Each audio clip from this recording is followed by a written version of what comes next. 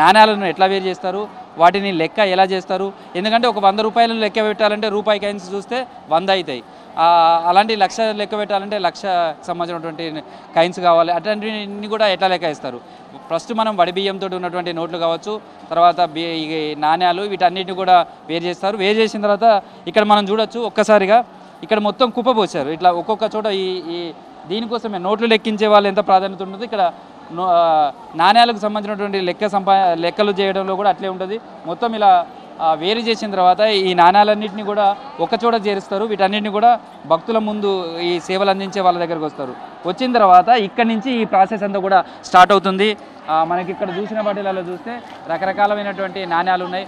ఇందులో రూపాయి నుంచి మొదలు పెడితే దాదాపుగా మనం ఇక్కడ చూడొచ్చు, ఒక్కసారిగా మన చేతిలో ఉన్నాయి.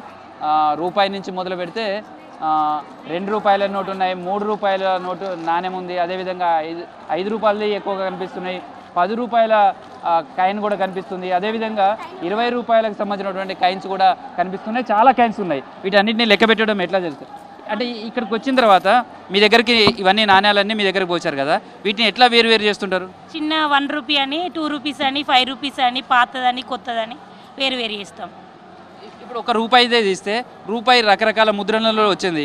చిన్నగా ఉన్నది ఉన్నాయి, తర్వాత కొత్తవి, తర్వాత ఓల్డ్కి సంబంధించినటువంటి చాలా పెద్దవి ఉన్నాయి. ఎట్లా చేస్తారు కౌంటింగ్? చిన్న ఒక రకము, పెద్ద ఒక రకము, పాత ఒక రకం, 3 రకాలు చేస్తాం. వాటిని లెక్క పెడతారా లేకపోతే వేరు చేస్తారు? తూలం లెక్క చేస్తారు. ఇవి ఓన్లీ కౌంట్ పక్క సపరేట్ చేయడమే. ఎంత టైం పడుతుంది అక్కడ నోట్లో చూస్తుంటే? దీనికి చాలా టైం పడుతుంది. దీనికి బాగా లెక్కియాలంటే చాలా కష్టం అవుతుంది కాబట్టి అందుకోసమే ఇలా చేస్తాం. ఎట్లా అనిపిస్తుంది ఈ కాయిన్స్ అంతా చూస్తుంటే? సంతోషం అనిపిస్తుంది. మర్చిపోయిన నాణాలు, డాలర్స్ కూడా వస్తున్నాయి విదేశీ. ఇక్కడ చూద్దాం, ఇక్కడ ఇట్లా కవర్స్లలో పెట్టారు. ఈ కవర్స్లలో ఏమేమి చేస్తున్నారు? ఈ కవర్లలో ఏమేమి నాణ్యాలు వేస్తున్నారు ఇప్పుడు మీ దగ్గర? 5 రూపీస్ నాణ్యాలు, 1 రూపీ నాణ్యాలు, 2 రూపీస్ నాణ్యాలు వేస్తున్నాము. వేటికి అదే వేస్తున్నామండి. ఇంత బరువు ఉన్నాయి కదా ఇవన్నీ కూడా, ఒక్కసారి మీది కుప్ప మీ దగ్గరకు వచ్చినప్పుడు ఎట్లా అనిపించింది అవి చూస్తే? సంతోషంగా అనిపించింది. ఎట్లా వేరు చేస్తున్నారంటే రూపాయి కాయిన్స్ వేరే, 2 రూపీస్ కాయిన్స్ వేరే. ఒక రూపాయి కాయిన్స్లో 3 రకాలు ఉంటాయి. దాన్ని విడివిడిగా వేసి ఒక్కొక్క కవర్లో ఒక్కొక్కటి వేస్తున్నామండి. చాలా వరకు 10 రూపాయల నాణ్యం కావచ్చు, అంటే 10 రూపీస్ కాయిన్ కావచ్చు, 20 రూపీస్ ఇప్పుడు మనుగడ లేదు. చాలామంది అంటే 10 రూపీస్ చెల్లదు అనుకుంటున్నారు, కానీ చెల్లుతుంది. కానీ అట్లాంటివి కూడా కనిపిస్తున్నాయి. అసలు కనిపిస్తున్నాయండి. 10 రూపీస్ కాయిన్స్ కూడా ఉన్నాయి. మీరు చూడని ఏమన్నా ఇప్పుడు చూసారా మీరు ఇప్పటివరకు? డాలర్స్ చూసినాం, ఫారిన్ డాలర్స్ చూసినాం చాలా.